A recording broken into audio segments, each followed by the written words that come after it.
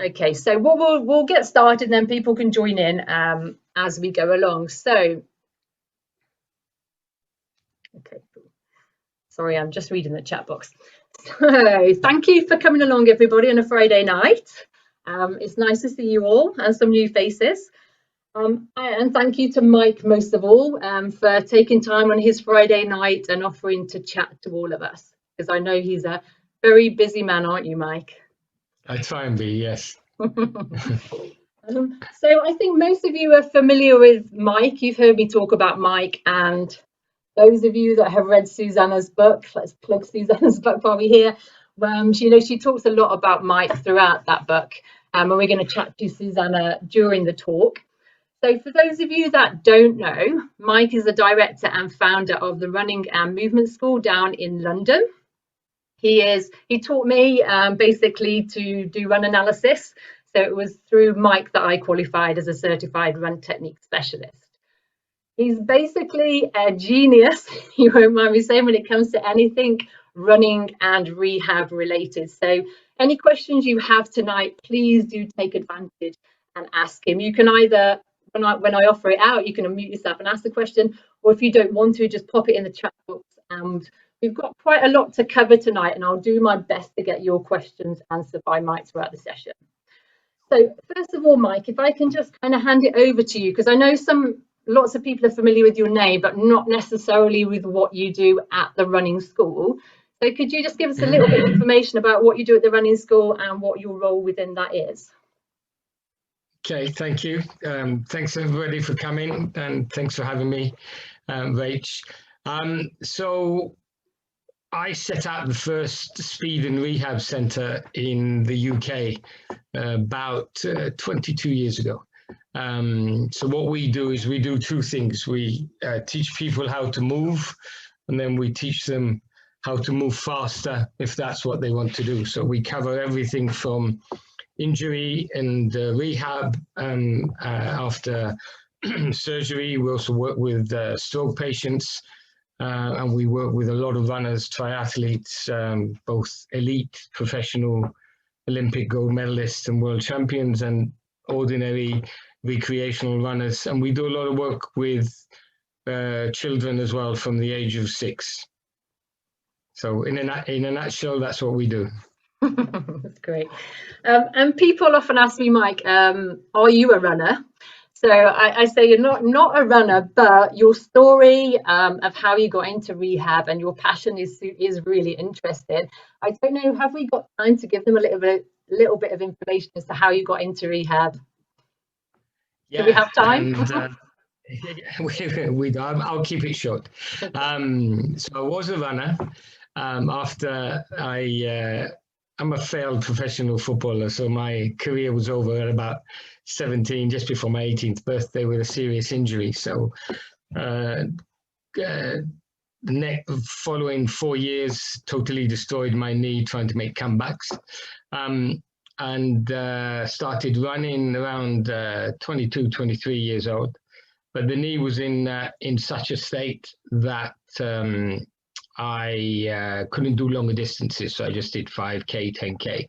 And it was through my injuries and my interest in movement and looking at runners and different sports and trying to figure out why some people could run very well and some people were running as if their life depended on it.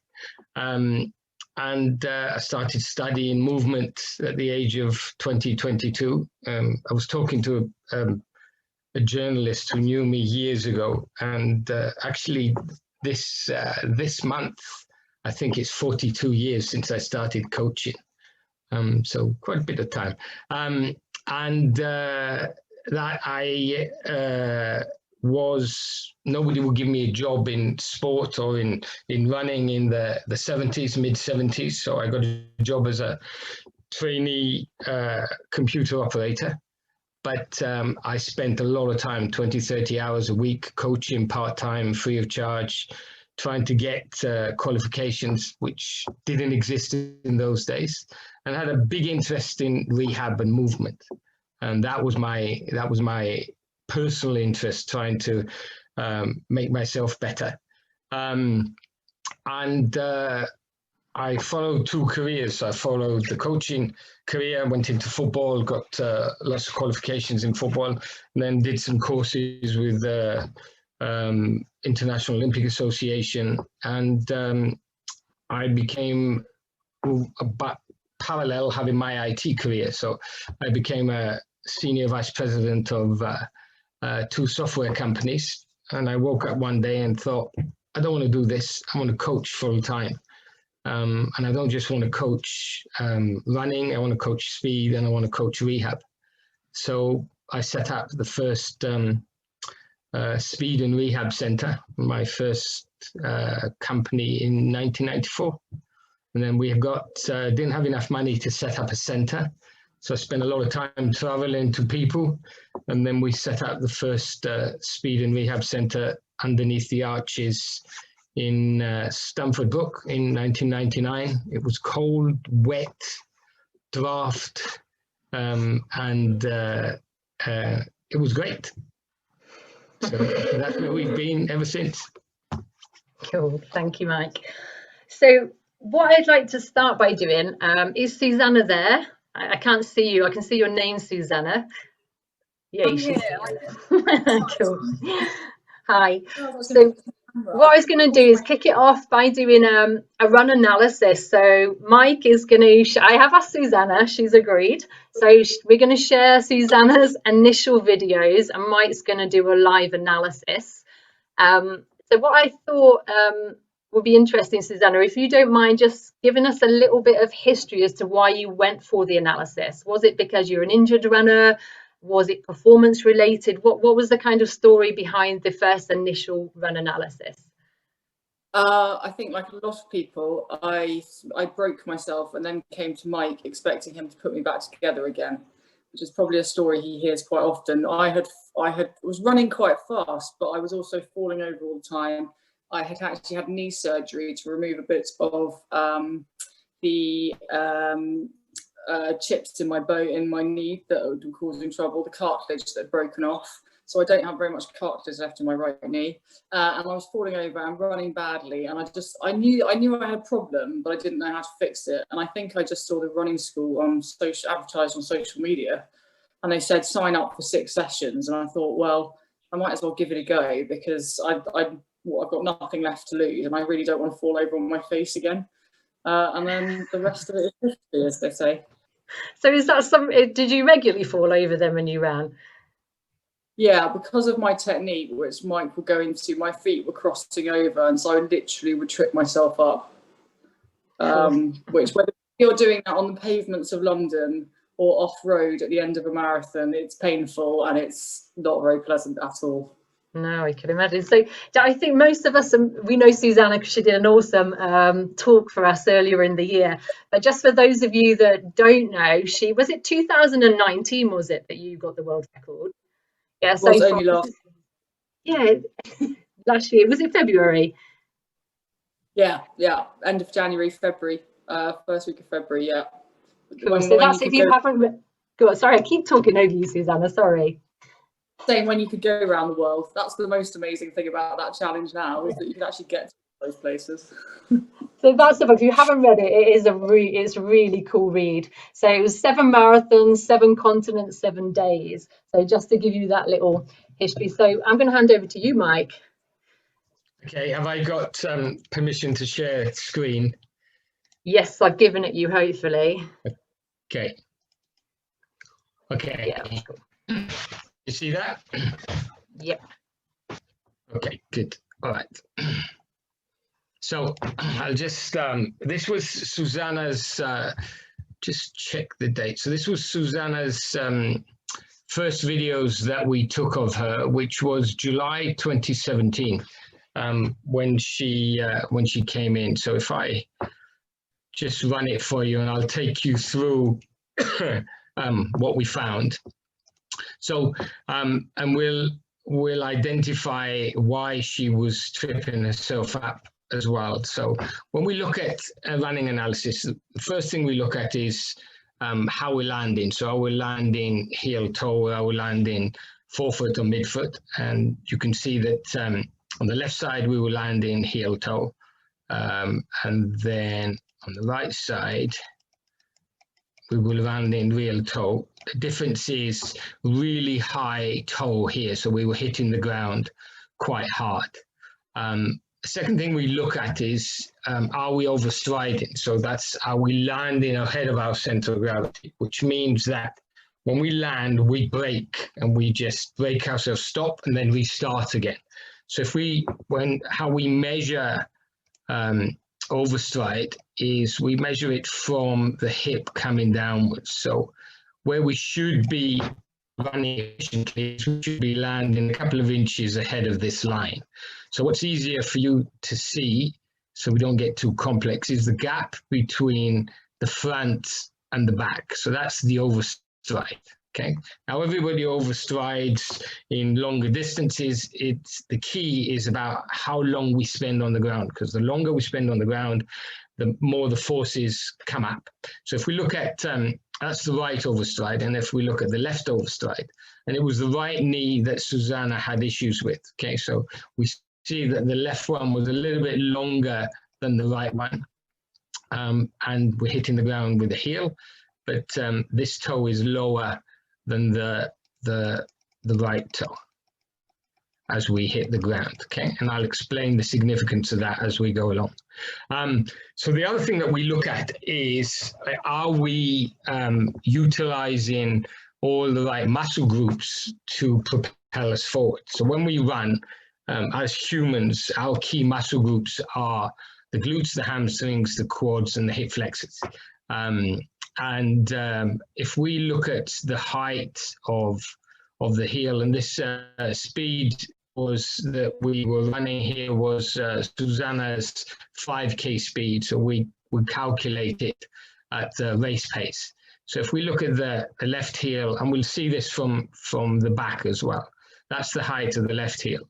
And then if we look at the height of the right heel, we'll see that it was going a little bit higher, about 2 or 3 inches higher. Okay, and what we look for in the heel is we call it a cycle. So is the heel coming up to mid thigh, so it can outdoor you. So if we're landing here with the left leg, we want to go up, cycle around, and then land underneath the center of gravity. What Susannah was doing was overusing her front muscles to propel her forward. And then we want cycling up and not utilizing the big power muscles at the back as well. And that's one element of technique. Now, the other key element was, and we get into these habits. So the body needs rhythm, and the brain needs rhythm. And normally we would get the rhythm and the contralateral connection through the arms.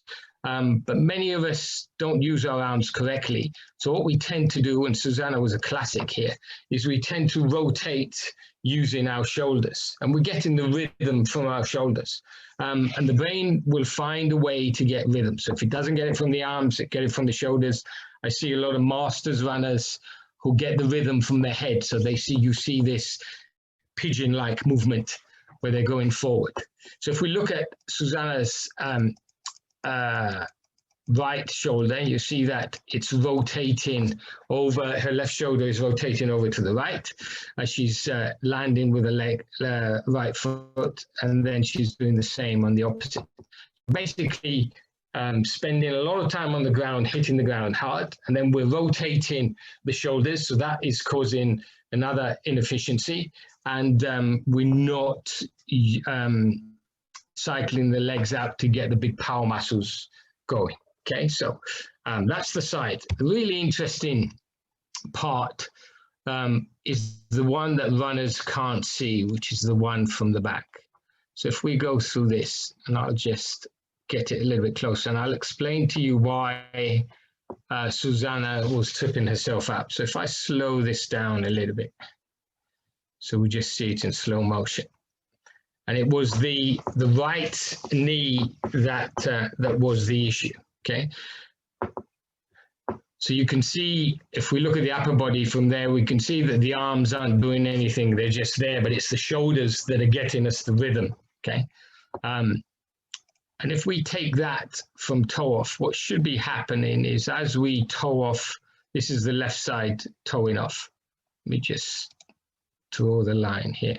So what should be happening is that this left heel should be coming up and going in a straight line and landing on two separate tracks. So if we look at the left side, we'll see that the foot slightly externally rotates, and then the heel comes in,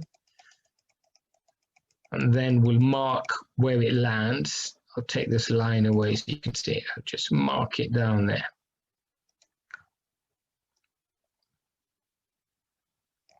Then we'll go back and we'll look at the right foot on toe off, and it was the right knee that Susannah had operated on. And if we look at the movement of the right knee, so all the movement is coming from the front. So the foot is externally rotating. That just looks so painful, Susannah. Then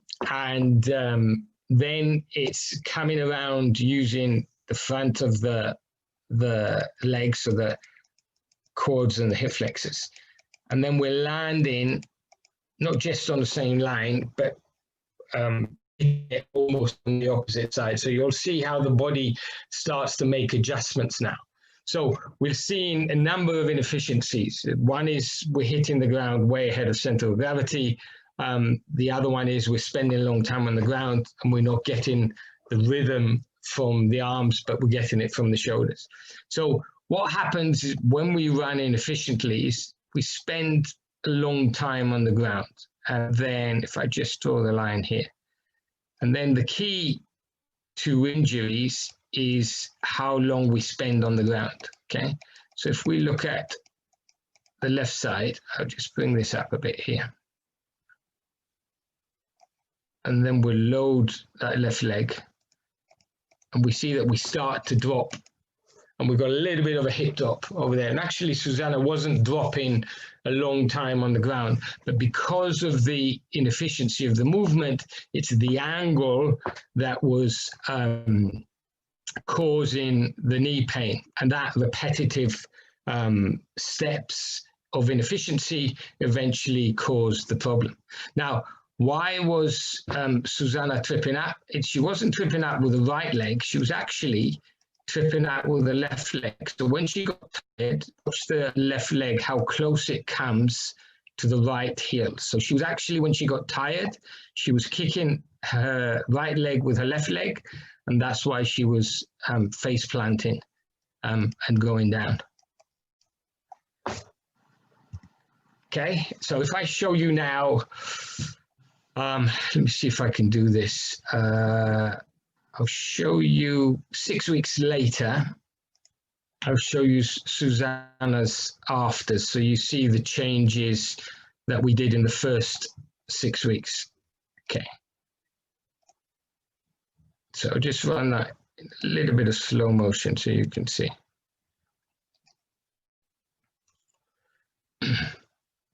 So if you can see the movement now, we're landing underneath our center of gravity. So we're not landing too far ahead. The arms are moving backwards to propel us forwards.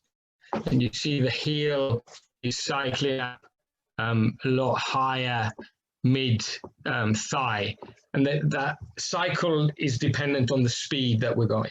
And what's important is the arms. So the arms are coming back and then they're finishing at about chest level or shoulder level. So for the middle and longer distance runners, you will see different characteristics with the arms. Okay, so that's the side view. And then if we look at the rear view, and I'll keep it in slow motion. And you can see that the left leg is now almost straight, and the right leg is significantly different to what it was. Because of the years of running and the volume of running that Susannah was doing, she did damage the knee and the cartilage. So there is no way that there will be a perfect running start. But then no one, I haven't, in all the years that I've been coaching runners, and at the last calculation, it was about 40,000 over the last 21 years. We've never seen a perfect runner, even the Olympic gold medalists that we work with. Everyone has weaknesses. If I just, let me see if I can,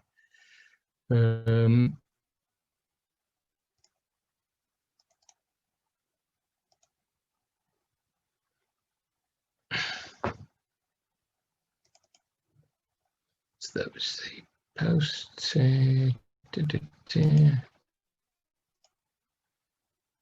Oh, that's where it is. Let me just put these side by side so you can see the difference at the back.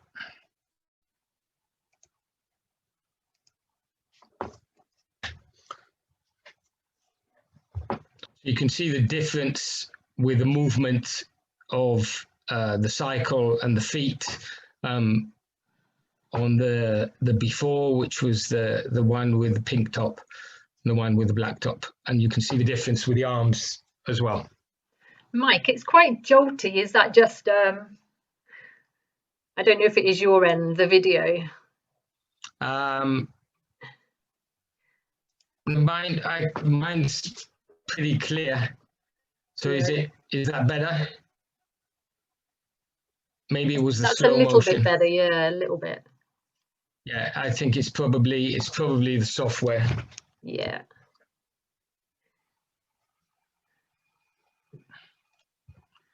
Would it be okay to just show the side angle and where you show that first point of contact and the height of the leg cycle, so that maybe we could see it, because it was a bit jolty. Was it? Yeah, no problem. That's okay. I've got a perfect picture, so. Okay. Can you see that one? Yeah. Okay. So if we look at this is the right leg hitting the ground and the gap between the front and the back, and then a little bit of a drop as we spend a long time on the ground because we're hitting it once, okay, quite hard and quite ahead of center of gravity, and then we start to collapse coming downwards as well, okay, and then we go up again, and then we're using the rotation of the shoulders just to get the rhythm and the movement. Cool. Yeah. Yeah. Shall I hand this back to you? Yep, sure. Have you got the after video, sorry, that you could just show the comparison slowing it down like you just did with that one? Yeah, of course. Yeah.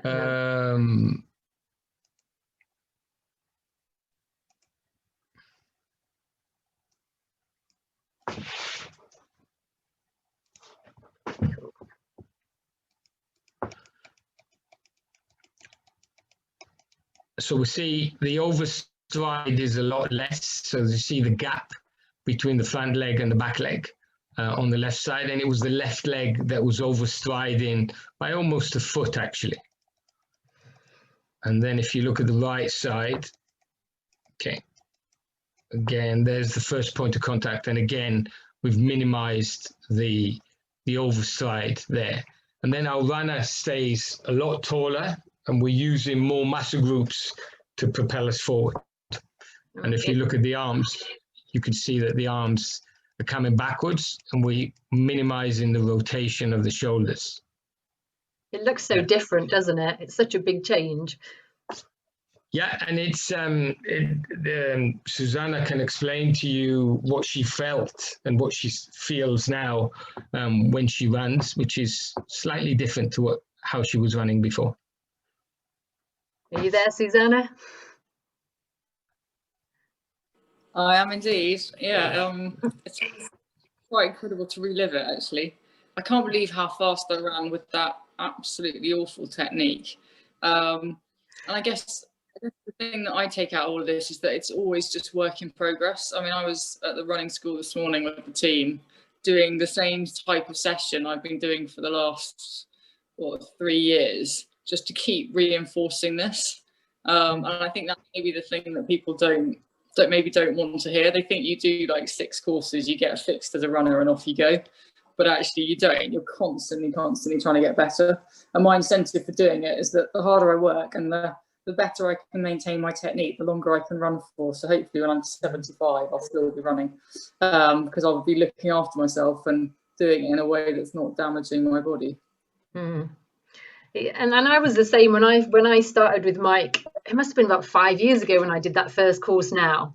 And I've been obsessed ever since I did that first course. But I was the typical injured runner, like so broken. I think bar a stress fracture, there isn't a running injury that I hadn't had. And still 5 years on, every recovery week I have on my training plan, it is so focused on run technique. There's still, it's like Mike says, it's never perfect, is it? There's still, that slight hip drop, slight external rotation of the right foot, left arm slightly comes out more than the right, but you do have to constantly, like keep working on it, keep doing the strength stuff. But touch word, I've not had one injury that's put me out of running in 5 years since doing that. So it's that longevity, like you talk about, wanting to keep training hard and keep running, that is worth more than anything to me. Yeah, and you don't. I was just going to say, a long run like everyone does, but you don't get actual pain because your body is working how it should work. So you can run a marathon and tired the next day, but you can actually get out of bed. Whereas you see so many people obviously go and do their first marathon and they literally can hardly walk for a week. And the body be like that. If you're running correctly, yes, you'll feel tired, but you shouldn't have bits of your body that are so painful you can hardly walk. Yeah, and you look back those years later and you think that's normal, don't you? You're like, well, that's just normal. That's what you feel like post-race. And now when you can bounce back and recover, and now that's the new normal, you look back in kind of disbelief, don't you, at what you thought was normal. Yeah, definitely. Yeah, it's amazing.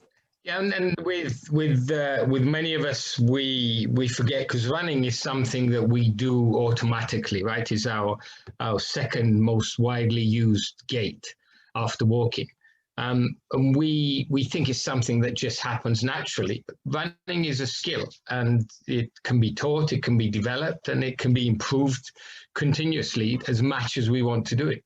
And one of the things that a lot of people don't know is that the elite runners spend anything between 4 to 8 hours a week working on technique. So they make sure that their mechanics is important, because that allows them to run faster, better running economy, and also get less injuries as well. And I think how you go about integrating this into your because when I came to you, there was so many things, but I was so motivated to change because I just couldn't run for long without getting injured. And I said to myself, right, well, Mike's told me what I want to do, and I never want to run that way ever again. So I don't care if I go out, I can only run 30 seconds, I will walk and then I will try it again. And I was really committed to never running in that old style. But I think the difficulty comes when people are still wanting to cover all that mileage and default to that old technique. So how do you go about teaching, and how can we inspire people to practice it? Yeah, so that's a very good question. So the first thing that we explain to people is that if you've had an injury, so the body is made up of movement maps. Okay, so there's 3 sets of different movement maps. So each movement map is held in the motor cortex as a motor engram. But we have a movement map in each part of the body, starting from the foot going upwards. Okay, and so all of these are linked. So as soon as you have pain or you have an injury, the brain, to protect us, starts switching off. It says, I'll switch that off because I'm in pain. I'm switch that one off. And then we start to compensate, and the arms come up here, and we start to run because we're in pain. Now, to re-educate that, particularly if it's been going on for a long period of time, you have to actually restructure that movement map, not from the top coming downwards, but from the bottom going upwards. So our proprioceptive system, which is our interaction with the ground, is what sends the message to the brain. And sometimes, and particularly in your case, Rachel, because you're stubborn, you wanted to run all the time. We love that long distance running, okay? Every time we didn't have pain, we'll go and push it, right? And we'll go from one injury on the right side to another injury on the left side. And you're not the only one. 99% of us are like that. I had 9 knee operations, and the first 3 I wasn't responsible for, but the next 6, all my fault. Okay, so that's how I learned. That's why I do what I do, because I wouldn't listen to anybody, and I carried on pushing and pushing. But that re-education, and as soon as you start running with pain, that affects how the muscles fire, that affects your strength, okay? And then the body just goes, I know I need to do this because it's good for my brain and it's good for my heart, right? And it's good for my sanity. And it's just about moving forward. But at some point it goes, don't like this. Forget it, Rach, okay? Which is what happened to you after 5 years. And it's not a unique situation. And that rebuilding process literally takes between 8 to 12 weeks, which is 3 months.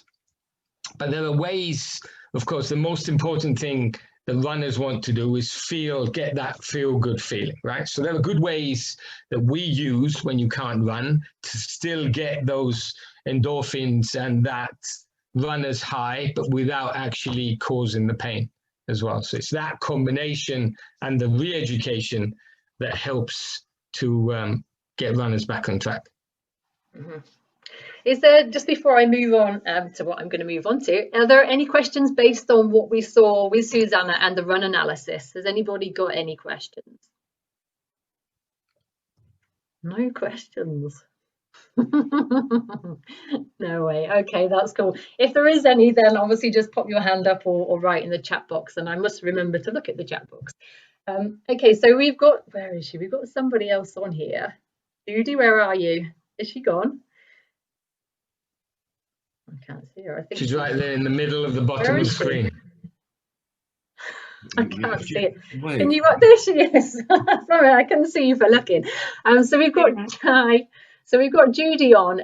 I don't actually know that much about Judy's rehab story. I kind of overheard you talking to Mike at the running show. I know it's an inspiring story. So could you just briefly tell us, if you don't mind, what your story is and what was the rehab process and how was that working with Mike? Yeah, sure. So I was diagnosed with a cancer in my jaw here, and this was 11 years ago, and I had to have major surgery to remove my jaw and to rebuild it. And my surgeons at UCH, they rebuilt my jaw with my fibula. So this was 10 years ago almost. And then unfortunately that procedure, they had to repeat it about 6 weeks later. So I don't have either of my fibulas. So sort of fast forward about, when did I come to you, Mike? Was that in 2017? Yeah, about 3 years ago. Wasn't it? So I sort of accidentally started running. So in my sort of recovery, accidentally on purpose. Yeah, that was it. So I accidentally started running and actually discovered that I absolutely loved it. And so I signed up for London and got a place, did it for charity, and just sort of, well, really, my team at UCH were beside themselves. They were delighted that I was running and that I was doing things on my legs that none of their patients had ever done before. They'd never had anybody do this. And also to say that the procedure that I had, it's very rare to have both legs operated on like this. Most of the time it's just one. I was just very unlucky. So my consultants basically said, you need to find an expert to teach you to run, because otherwise we're not going to let you do this. you're not going to be long distance running anymore because we need you to know what you're doing because you've only got your tibias. So I found Mike and said, would you be interested to teach me how to run? And he's regretted it ever since. But so he's been stalking me for 3 years. This is true. This is really true. And so Mike and his team basically, they taught me how to, before even running, they taught me how to walk again, basically. Because I've also got chronic regional pain syndrome in my right foot. So the problem that I have is that when I'm walking or running, I can't, the sensation, the proprioception, have I said that right? The feeling I get from my left, I don't really have that much connection with the ground. So I can feel with my left, I can't with my right. So, you know, for me, it's a lot of it is by the sound. That's kind of how I know if my gait is okay. Anyway, so Mike and his team taught me how to walk properly and taught me how to run properly. And I've been there ever since. And I think, so the first marathon I did, I think it was 5:45, really slow. There was a lot of walking. And then last year I ran London and did it in 4:20. And then I did Edinburgh a month later in 4:10. And, you know, it's all down to technique. You know, it's everything that we've learned with Mike and the team. And it really works. And like Susannah said earlier, you know, my aim is I'm desperate to do ultra running. I nag Mike something wicked about it. You know, I'm desperate to do it, and I was nearly there, and then I broke my foot last summer, and then so I'm sort of coming back from injury and doing all right. But like Susannah said, you know, I want to be able to run until my legs fall off or I pop my clogs. You know, I really want to be running when I'm in my late 70s.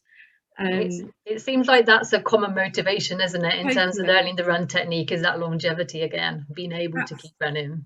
Absolutely. And like from where I came from in terms of all, like the surgeries that I had to reconstruct my jaw, I mean, it's the most painful thing I've ever had to go through. And it was, you know, learning to walk again, eat again, talk again, you know, it was huge. And so whenever I'm doing those long runs and, or if it's cold or if it's really painful or whatever, not painful, I don't mean that. I think back to the pain and where I've come from and then putting that together with the technique that I've learned with Mike, you know, that gives me the fire in my belly and I just keep going.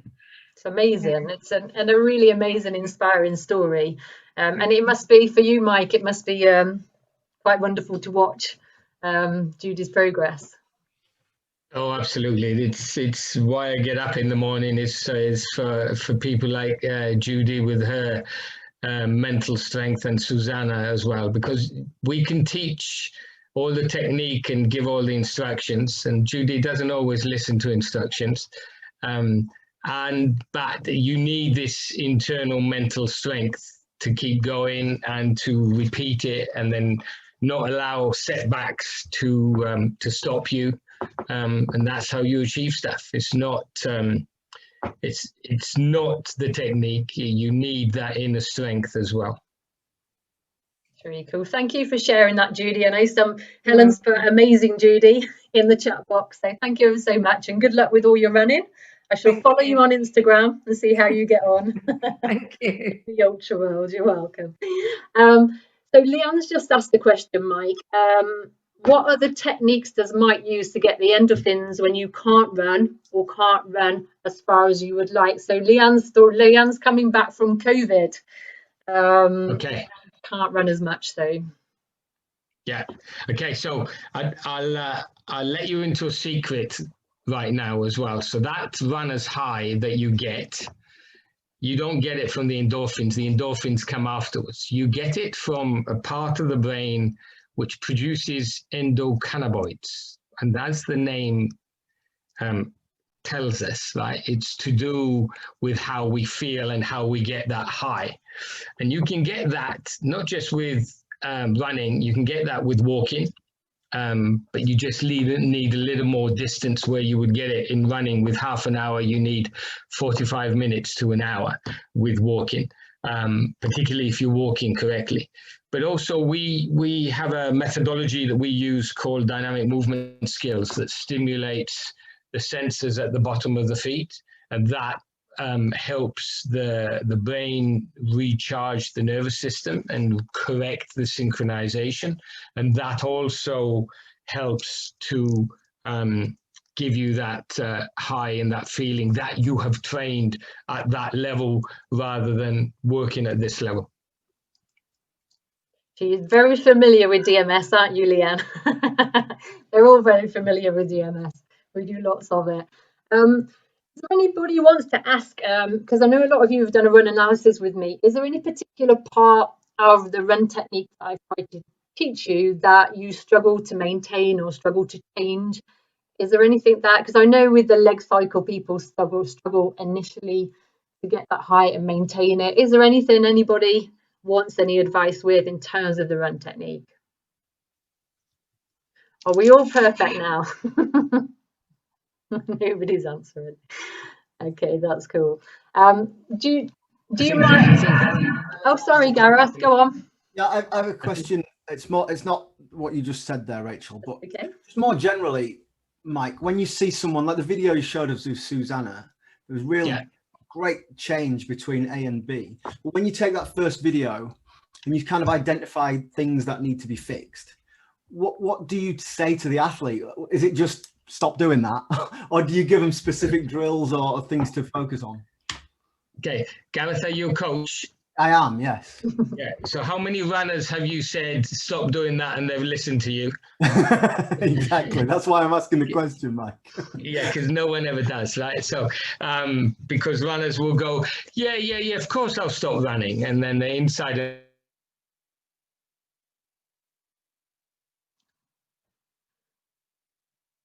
what we're trying to achieve.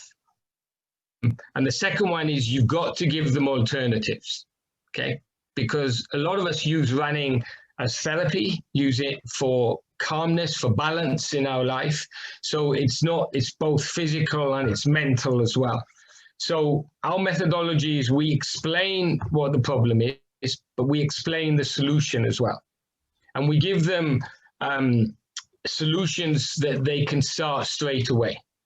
And that's the key, right? The process, and we don't go, in a couple of sessions, you'll be fine. We explain what the problem is and what we think, how long it's going to take. And then the process of what we fix, starting from the bottom, coming upwards, because the brain learns quicker when we're working the bigger muscle groups, from the feet coming out to the arms. And it's that process of just progressing the athlete. And we give them homework. We give them a lot of homework to do, and not stretches, because they won't do stretches. So one of the things as well, thanks, Gareth. Is there anything else you want to ask, Gareth? Yeah, great. Thank you, Mike. Okay, cool. I'm just going to mute you if that's okay. Okay, cool. So one of the things, could you explain to them, because I talk obviously a lot about glute activation and the importance of starting with glute activation and then progressing to glute strength. Can you just explain a little bit about the difference between those two and why glute activation is so important with run technique? Yeah, so our posterior chain, so all the muscles at the back, and our anterior chain works in a certain way. So we are contralateral movers. So we move right arm, left leg, and vice versa. Okay, and that's the way the brain fires the nervous system. That's the way the nervous system fires the muscles. So either through habit or the way that we move, and we start overusing our anterior chain, so all the muscles at the front, that then confuses and switches off certain neural pathways. And then that activation that we talk about gets misaligned. So if we look at what should be happening, is that the glutes should be firing first and the hamstring second, or simultaneously. It then goes contralaterally to the lower back muscles and ipsilaterally, and it goes across all the way up to the top. And it's the same with the front muscles as well. So the first thing we need to do is get the muscles firing in the right sequence. And that's why the glute is important, because it's the biggest, most powerful muscle that we have. And it's designed, we're the only ones that have got a big back. We're the only animal in the world that's got a big back. Okay, no other animal's got a big back. I'm sorry to tell you this. And we instead of using it correctly, we sit on it most of the time. So it's designed to propel us forward with walking and with running. But because of our modern Western lifestyle, we spend too much time sitting down. And then when we stand up and try and move, we just use the front of the body. That switches off. It doesn't stop working, right? If it stopped working, you fall flat on your face. It's still working. The brain still knows where it is. It just forgets to use it in the right sequence. So that's why activating the glute and the hamstring in that sequence is very important. Once we've got that activation, then we need to repeat it so it comes unconsciously without us having to think about it. And we need to strengthen it as well. Cool. And that's what I'm saying to people. If you just dive straight in at trying to strengthen it without having done the glute activation in the first place, you're still firing an incorrect movement pattern. Is that correct? Right. You have to go right back to the start. That's why the DMS rehab works so well. Yeah. And it happens pretty quickly. So within a couple of sessions, the brain will go, this feels better than this. I prefer this. Okay. And then it's about repetition. And then when it comes to re-educating it dynamically with the running, that's when it all starts to kick in. Cool. So you can, so some people will come to me and say, I've been trying this for 6 weeks, 12 weeks, and my right glute still isn't firing. What's your answer, Mike? You're either not doing the exercises correctly, okay? Because we've never had any discover the connection between the glutes and the hamstrings, okay? Or you're not doing it enough. That's the one. See, they've heard it from you. Now I can stop nagging. And like, it took me, when I first did that exercise, like anterior step and reach, I was like, this is never going to work. And I was obsessed. It's just, I can't get it. Like, and it really frustrated the heck out of me. And all of a sudden it was like, oh, there's a sensation. And now it's like, you know, I can not do it for a while and then just step forward and it's there straight away. You know, you do have to persevere with it a little bit at the start to like really get it. But once you've got it. If I can just give you an example. So we do a lot of work with stroke patients. And what happens with stroke patients, and you'll see the relevance to runners in a second. So stroke patients, that part of the brain that stimulates the nervous system, that knows the movement map, dies, right? And therefore, we lose sensation either on the left side or the right side. So to rebuild that, the brain doesn't recognize the map, so we have to start from the feet coming upwards, okay? As we progress the movements, the brain then starts to map the motor engram that's died on another movement map, okay, on top of another movement map, because the brain is brilliant. Now, that could take anything up to a year to get that. Okay, and we give homework to stroke patients. We give them 1,000 repetitions a day. Okay, so we give them 10 to 15 minutes work every hour. And those who do it regain their walking, their balance, and a more functional movement. Not everybody can do it. It depends on the type of the stroke.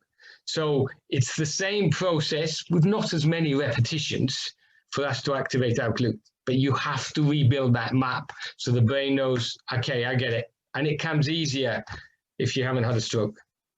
And again, it comes down to that desire, doesn't it? It's knowing like Susannah said and Judy said and I've said, how much difference it makes actually learning and spending the time getting your technique correct and getting that glute activation. It's so kind of life-changing when you want to keep running and stop being injured. It is worth taking the time to just, you know, persevere and do those exercises. They're so important. So I know that Janet has a question. Do you want to unmute yourself, Janet? That's it. Hi, Mike. I'm not a young runner. I started running in my 50s. And I've done 4 marathons and haven't had any injuries until 2 years ago.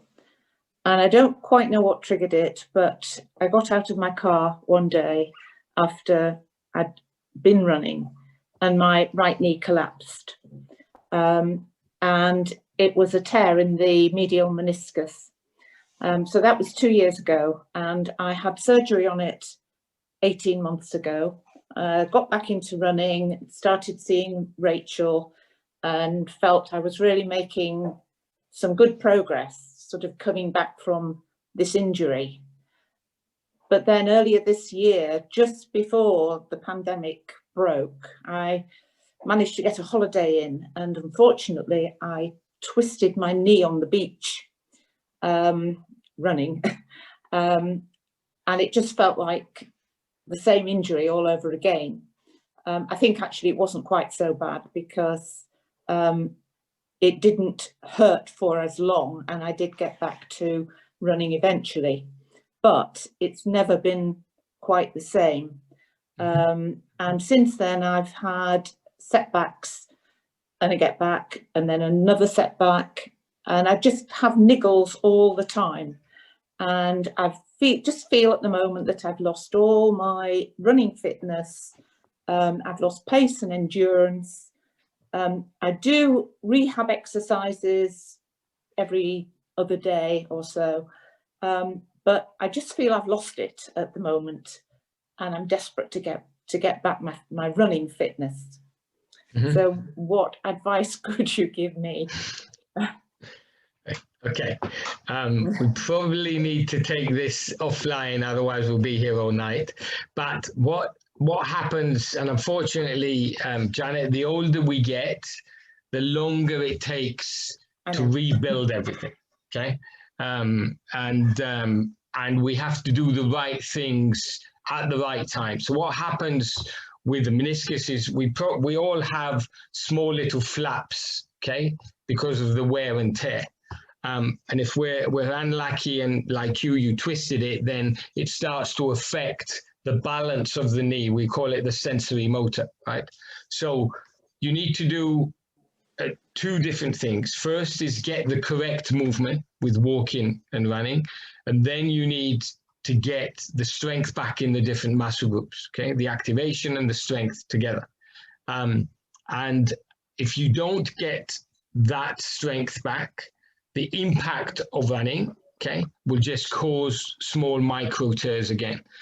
But what the brain does to protect us, it starts to switch off neural pathways, okay, which is why you feel that you're not where you used to be, okay? And it does take longer to come back. But there's no reason why, if you do a dedicated program, that you shouldn't be back running. It may take 3 months because in the meantime, the heart and the lungs have stopped working at the capacity that they were working. But I've had 68-year-old and a 72-year-old who've come and said, I want to learn how to run. Okay, and nobody will teach me because they all say I'm crazy. And we'll teach them how to run, but we'll also explain to them what they need to do to get to there so they can run without getting injured. So my suggestion is, Rach, let's have a 3-way conversation with Janet, and we can advise her what to do and how to do it. Yep, sure. And we'll get you back in the hub, Janet. Yes, definitely. Fingers crossed. Okay, thank you, Mike. Thank you very much. There's a question from Jane, who's very interested in the techniques to stop shoulder rotation, so the excessive rotation of the shoulders? Yeah, that's very, very simple. So you move your arms backwards to get and forwards, and that stops the rotation. It's when the arms aren't moving correctly to give us rhythm, the body gets rhythm from somewhere else. And with, as I was saying earlier, and you probably didn't see me, I get a lot of masters runners, okay? So through the years, they've had injuries, so they start to compensate, and the arms go out here. So they get the rotation from here, and they know that that's not correct, so they start to get the rhythm from the chin. And you see them running, and they're getting the rhythm from the chin. The brain needs that rhythm to keep going. Okay, so the best way to get it is to get it from the elbows coming back and propelling the body forward. And what's interesting is you don't even know you're doing it, do you? Because I analysed 2 guys last Friday, I do the analysis today, and they both did this, and they both were like, I had no idea I did that. And when I got analysed by you, I had a really perfect right arm. Do you remember? I don't know if you're doing a left that came around like this to compensate for the right contralateral hip drop. And you have no idea till you actually see it on video that the compensations are quite amazing. And the brain makes these changes unconsciously to protect us. It knows it needs this contralateral movement. So if there's a correction, if there's a problem on the left shoulder, the correction is going to come opposite and diagonal on the right foot or the right knee or the right leg. Yeah, and Susannah says she has a naughty left arm too. Yeah, those pesky left arms. Mine's still always a little bit out. Gareth had a question, and I'm gonna show you this folder. And Gareth, this is like my my Bible of run techniques. So the question was, when you identify something that needs to be fixed, like Susannah's foot strike, for example, are there specific drills or actions for her to take? So the course that I did with Mike, if you are interested, Gareth, is a certified run technique specialist course. It was an intense year-long course. Now I don't know if it's I think you're offering it online now, aren't you, Mike? Is that right? Oh, the certified technique one is still face-to-face and partly online because it's very intense. Yeah, so if you are interested, Gareth, because there's so many drills and technique, you know, the analysis, learning the analysis, you know, there's a whole section just on foot strike.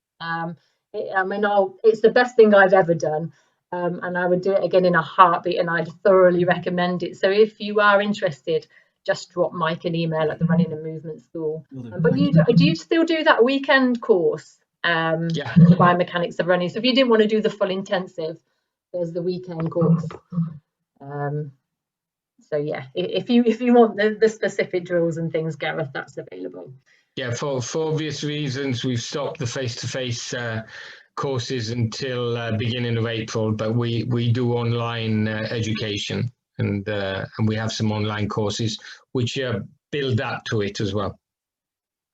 And just out of interest, because there are a few triathletes on here, I know what I think the answer is, but I'm going to get you to answer it. Are there common similarities that you see between triathletes that are slightly different runners?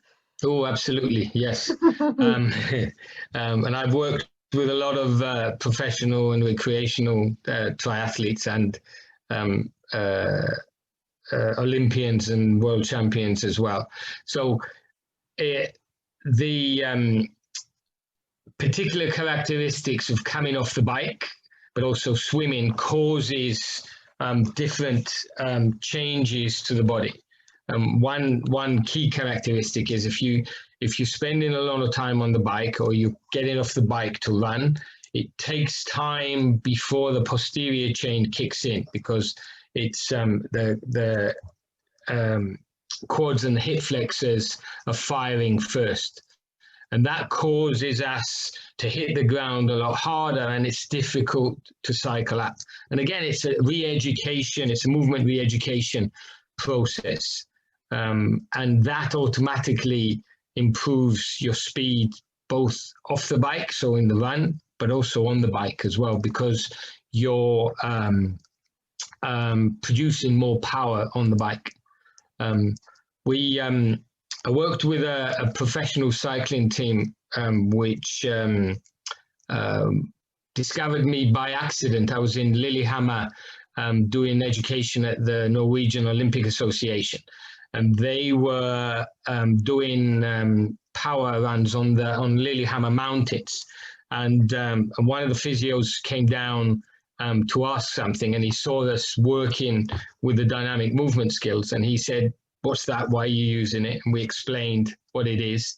And he says, "Oh, we got a big problem with our cyclists and their glutes, and they've all got back pain." So we spent about an hour and a half with him and worked with a couple of the runners, and then the cyclists. And then the next day, he came back and he says, "This one's 7% stronger on the power meter. That one's 11%, and all you did was 20 minutes exercise to activate that posterior chain." He says, "I want to know it, and I want to know it now." So we know how it affects cyclists and triathletes, even more so because of the swimming element as well, and the compensations that happen on the upper body as well. Fascinating. So Sarah's got a question. Hi, I do a lot of walking as well as running. Is there anything I can focus on when I'm walking that will help with activation and strengthening of the glutes? Plus, how will you know you are activating your glutes when you're running? Yeah, so the two biomechanics are completely different, but the body works in the same way. So the biomechanics of walking are different to the biomechanics of running. One is a mechanical action, another is an elastic action. But if we stick with walking, the key with the walking is actually the movement of the arms. And because we are unique in the animal kingdom in that we have compound pendulums, so we move from the shoulder, but we also move from the elbows. And sometimes when we're walking, not sometimes, probably about 99% of the time, we get that rhythm from the forearm rather than from the shoulder. And that key of moving the arm from the shoulder to about 45 degrees causes an increase in stride length and then an increase in heel strike, which then fires the glute. Okay. And that will take Rachel about 45 minutes to teach you. So yeah, so the thing you always start with is having a look at someone's. You can tell a lot as soon as somebody walks on that treadmill. Yeah, you can tell so much about how they're going to run. Yeah, because we use walking to reconnect the kinetic chain, so everything to work correctly, and it's less stressful than running. So the brain makes the changes quicker, and you can get, as I said, you can get that high from walking if you're doing it correctly as well as from running. But it's great for rehab and it's great for fitness as well. Yeah, and because that's the other thing, Leanne, once you can get to that point where we can get you to walk further post-COVID, that walking is going to be really good rehab as well. I know you just want to run, but that walking will give you that same kind of high, as we call it, runner's high. I want to. Oh, okay. So you want to learn the walking technique. We shall focus on that. That's fine. Are there any other questions that anybody wants to ask? You can pop it in the chat box if you don't want to ask Mike. Jane, did you want to ask anything? Are you okay, Jane Leach? Yeah. Okay. If you unmute yourself. I will. Hiya. How often should you try and do your DMS? And how long? So is it like 15 minutes? Because Rachel does 15-minute sessions. Should you do 15 minutes every day, or are you going to overdo it if you do it every day? What's the sort of like optimum amount? Yeah, so that's a very good question. It's once you learn the technique, which takes about 2 40-minute sessions, then you can break it down into 15-20-minute sessions, and that's enough to stimulate the proprioceptive system and to fire the nervous system. So you need to be doing it probably around 2 to 3 15-minute sessions a week, and use it what we do a lot and we encourage runners to do is use it as your warm-up before you go for a run, because then it gets everything ready, and then it ensures that you warm up correctly, and then you've killed two birds with one stone. So thank you. Is that okay, Jane? Yeah, brilliant, thank you. Okay, cool. Remember when I did that first DMS session with you on the run technique? I don't think my glutes had done a lot before, but I couldn't sit down all afternoon in that session. I had to stand up. My glutes were hurting so much. You know, that the DMS is amazing. And there's just, I know I need to let you go soon. I know some people are wondering whether to get the rehab DMS mat or the pro DMS mat. Which one would you say for which people? You're asking me the question, I'm assuming. Yeah, the rehab mat is being developed for both rehab and performance. The pro mat is so we can do more plyometrics. So my suggestion is the rehab mat works for all adults and kids, whereas the pro mat is really for athletes and more advanced plyometrics as well. Cool, thank you. And it makes a massive difference, doesn't it? Stepping up from that rehab to the pro mat for the plyometrics, and especially when you're thinking about doing that speed work, and then as we move into perimenopause and menopause, and that plyometric stuff is so important. That pro mat makes such a big difference. It does. It's huge. Okay, I'm going to make this the last question unless anybody's got a burning question. So, Susannah, question for both of you. Do you worry about everyone and younger people as we all spend more and more time sat down and stationary? Go on, Mike. This is my hobby horse. So yes, I do. I believe we spend way too much time sitting down, anything between 10 to 12 hours a day, and that switches off neural pathways, and we're not using the right muscle groups. We work with quite a few schools who want to work with us, and we believe that there's three things that they should be teaching from primary school from 6-7 years old, and that's walking, jumping, and running. It's their life skills, and we should be introducing them from a very young age, because the more technology we use, and this is 60 people sitting in front of a screen talking to each other, there's good things about technology, but there's also bad things about technology, and we need to be moving more for a whole range of different reasons. But yes, I do worry about our younger generation, because they're linked through their umbilical cord to the internet. Well, unless there's any other questions, thank you.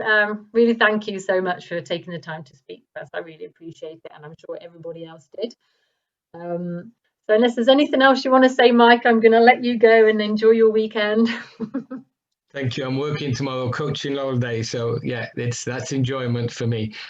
Guys, thank you very much for listening. It's been a pleasure, and hopefully we'll do it again soon.